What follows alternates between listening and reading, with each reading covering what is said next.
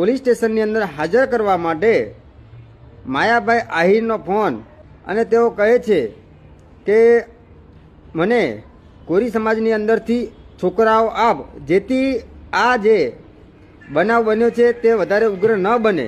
માયાભાઈ આહિર પોતાના દીકરા જયરાજસિંહને બચાવવા માટે કોળી સમાજમાંથી 4-5 લોકોને ડમી આરોપી તરીકે તૈયાર કર્યા અને પોલીસ સ્ટેશનમાં હાજર કરવા માટે આવું બધું ષડયંત્ર માયાભાઈ આહિર રચી રહ્યા છે।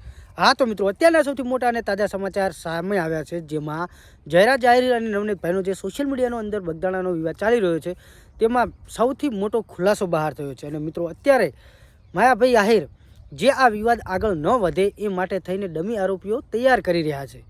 તો મિત્રો, આ વાત અત્યારે ઘણા બધા લોકો અત્યારે વાટ જોઈ રહ્યા હતા કે જયરાજભાઈ આહિર અને માયાભાઈ આહિર નિર્દોષ છે, પણ મિત્રો ફરી એકવાર નવનીતભાઈ તરફેણમાં એક મોટો ખુલાસો બહાર આવ્યો છે, જેમાં માયાભાઈ આહિર આ બધું જયરાજ આહિર અને નવનીતભાઈનો જે વિવાદ ચાલી રહ્યો છે તેને છુપાવવા માટે પોલીસની અંદર હાજર થવા માટે કોળી સમાજના જ 6 થી 7 ડમી આરોપીઓ તૈયાર કરવાનું કામ કરી રહ્યા હતા।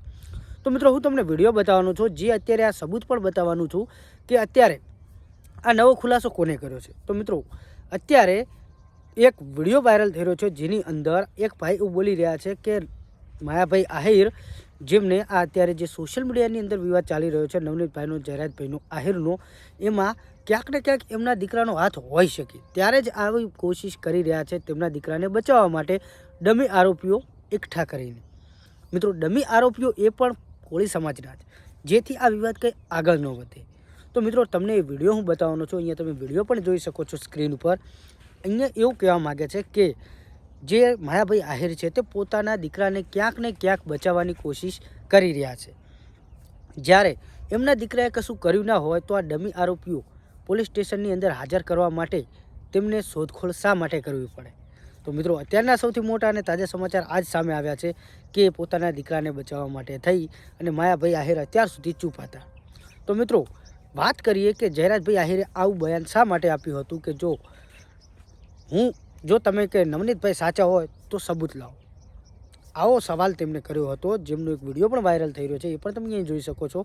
પણ મિત્રો, અત્યારના સૌથી મોટા સમાચાર સામે આવ્યા છે કે માયાભાઈ આહિર જે દીકરાને બચાવવા માટે થઈને આ બધું કરી રહ્યા છે, પણ મિત્રો ખરેખર આવું જયરાજભાઈ આહિરે કર્યું છે? તો મિત્રો, એમને ના કર્યું હોય તો એમનો ભાણિયાનો અંદર હાથ શા માટે? એમ કહેવામાં આવે છે કે આ બધી ઘટના પાછળ તેમના ભાણિયા માયાભાઈ આહિર કે જયરાજભાઈના ભાણિયાનો હાથ છે। તો એમના ભાણિયાને ત્યાં મોકલ્યા કોને? આ પણ મિત્રો એક સવાલ છે। બાકી અત્યારે એક નવા સમાચાર કે ચૈતર વસાવા પણ આ મેટરની અંદર ઉતરી આવ્યા છે, અને મિત્રો આ વિવાદ ખાસા સમયથી ચાલી આવ્યો છે, પણ મિત્રો આ વિવાદની અંદર ઘણા બધા લોકો આપોઆપ ઉતરતા જ આવે છે। અને મિત્રો, અત્યારનો સૌથી મોટો ખુલાસો આવ્યો બહાર કે માયાભાઈ આહિર આટલા દિવસ ચૂપ કેમ હતા? કેમ કે મિત્રો, જે ઘટના બની ત્યારબાદ માયાભાઈ આહિર ડમી આરોપીઓ કોળી સમાજના તૈયાર કરી અને પોલીસ સ્ટેશનની અંદર એમને હાજર કરે, જેથી આ ઘટના જે બની છે એ વિશાળ ના થાય કે આ મામલો આગળ વધે નહીં, આવું આ ભાઈ બોલી રહ્યા છે। તો મિત્રો, આ વિડીયો તમને બતાવવાનો છું। બાકી આ વિડીયોની પુષ્ટિ ટ્રેન્ડિંગ ન્યૂઝ ગુજરાતી ચેનલ કરતી નથી। બાકી આ બધા સોશિયલ મીડિયાના આધારે આપણે જે વિડીયો છે એના આધારે માહિતી આપી રહ્યા છે। બાકી મિત્રો, આ વિડીયો જુઓ અને તમારે આ વિશે શું કહેવું છે? ખરેખર માયાભાઈ આહિરે આવું પગલું ભર્યું હશે? શું ખરેખર માયાભાઈ આહિરના દીકરાએ જ આ કાંડ કર્યું હશે?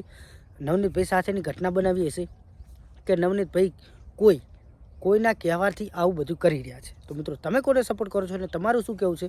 અને અત્યારે જે આ વિડીયો વાયરલ થઈ રહ્યો છે એ વિડીયો જુઓ અને તમે શું કહેવા માગો છો કોમેન્ટ કરો। વિડીયો જુઓ। નમસ્કાર મિત્રો, હું છું શૈલેષ મેર। અત્યારે આપણને એક નવી બાબત જાણવા મળી છે બોડા ગામથી કે જ્યારે આ બનાવ બન્યો એ પછી પોલીસ સ્ટેશનની અંદર હાજર કરવા માટે માયાભાઈ આહિરનો ફોન રાજુ ભમ્મર ઉપર જાય છે અને તેઓ કહે છે કે મને કોરી સમાજની અંદરથી છોકરાઓ આપ, જેથી આ જે બનાવ બન્યો છે તે વધારે ઉગ્ર ન બને। અને એના માટે રાજુ ભમ્મર કહે છે કે મારે બોરડાના કોરી સમાજ સાથે સંબંધ સારો છે, એટલે હું